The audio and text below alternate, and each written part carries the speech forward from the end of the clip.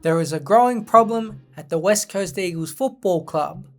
The delicate situation of Harley Reid spilled onto the field, especially against Gold Coast in round 1. It was an all-around ugly game for the Eagles, and the actions of their star were blatantly caught on camera and ridiculed.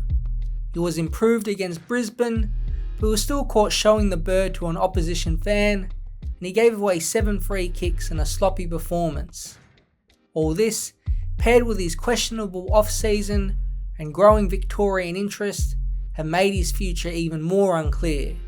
He is contracted for 2026, but with each passing week, the story around where he will play his football will only continue to grow. All of this is not in Reid either, and with uncertainty around West Coast leadership, it's a strange situation for all at the club. 12 disposals, just 1 clearance, and a nice highlight goal. Overall, it was a quiet game for Reid against the Suns. However, it was just one game. It was more of what he did off the ball that was the ugly part. A couple embarrassing flops, and a few instances of fighting with the opposition when it really wasn't necessary. He had 15 disposals against Brisbane and had his moments here and there, but the 7 free kicks and more fighting didn't help his side, who had momentum early on against the reigning premiers. From the outside, both games looked like a player whose head wasn't 100% fully invested and had an element of brattiness about it as well. Some have come to the defense of Reid, noting that he is only in his 2nd season, and that's fair enough, but equally fair is to compare his on-field antics to the other 2023 draftees. All of them have not acted in the same way. So there are a few directions to look at.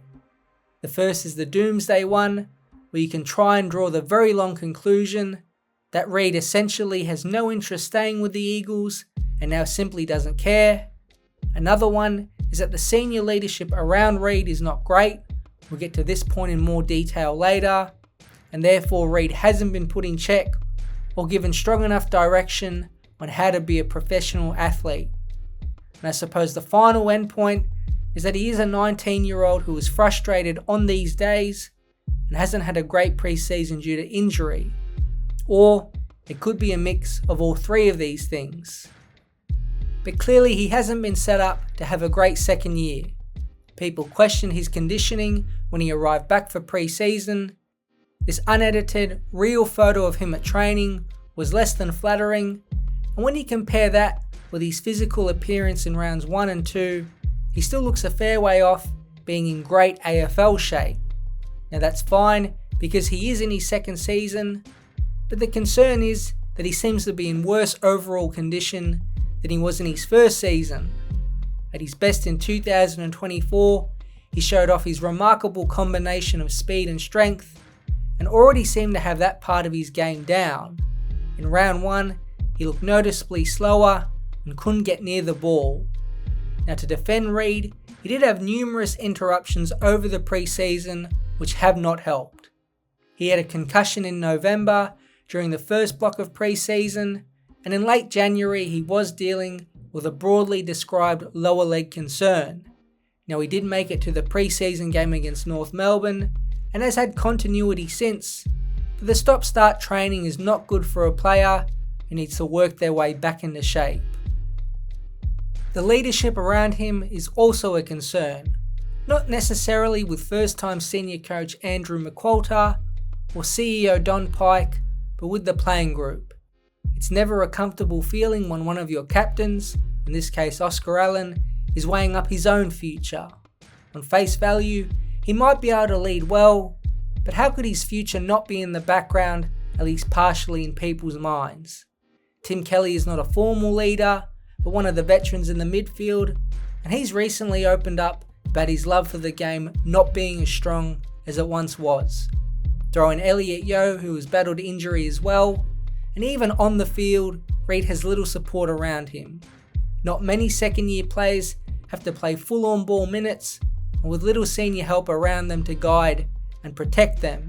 In a way, Reid is an easy target to pick on the field, It's not too dissimilar to what we saw happen with Jason Horne-Francis when he was in his early days at North Melbourne. Some have also thrown out the suggestion that senior people such as Andrew McQualter are reluctant to discipline Reid as hard as they should be because of the fear he will request the trade out. This feels like a bit of a long shot, and although Reid is 19, he is a professional athlete and not a baby. And the other element to all of this is the noise from Victoria. It's absolutely real, and the powerhouse clubs will come. Right now, Essendon makes the most sense. They have 2 first and second round picks in 2025 and their full slate of selections for 2026. Eddie Maguire on his own podcast revealed he believes that Essendon have 2.5 million in cap space as well, so the planets align for a Reid coup at season's end. But with the Bombers wanting to get in as much young talent as possible, is it worth using all their draft capital and lots of money on one player? The Eagles will also have to think about the possibility of trading. Shopping Reid this off-season while he is still in contract will give them much more leverage than in 2026 when he will be out of contract. The Bulldogs with Ugle-Hagan are no doubt dealing with a similar dynamic. Trading Reid this off-season will guarantee a huge haul and a potential bidding war, while waiting for next year to try and persuade him to stay could backfire horribly, and suddenly all the power goes back to Reid, who can then pick his destination freely and force the Eagles to do a deal. Again, we saw this with the Western Bulldogs last off-season with Bailey Smith, who essentially handpicked his way to Geelong. Chad Warner's future also might relate to Reid's, and that was revealed in this snippet from The Age. 3 competition sources, speaking on the condition of anonymity, said it's becoming clear that opposition clubs will make a bid to secure Reid at the end of this year. Although they said it remains too early to be certain he would want to leave the club, particularly if Chad Warner chose to join them from Sydney. Perhaps Warner joining the Eagles would be enough for Reid to stay, and no doubt at their best, it would be a thrilling 1-2 punch for the next decade. So 2 things can be true. Reid is still an incredibly young person and star athlete who is learning what it takes to be a pro. But does it really excuse bizarre on-field antics, flipping off supporters and constantly fighting opposition players? There is sympathy for him as he is away from home and has a lot of inexperienced people around him. But remember, we did see him behave fine in his first year and dominate games at times. It's a delicate situation, and there is finger pointing at all the parties involved. This story will only grow over the season, and a lot of the speculation will come from the way Reid behaves and performs on the field.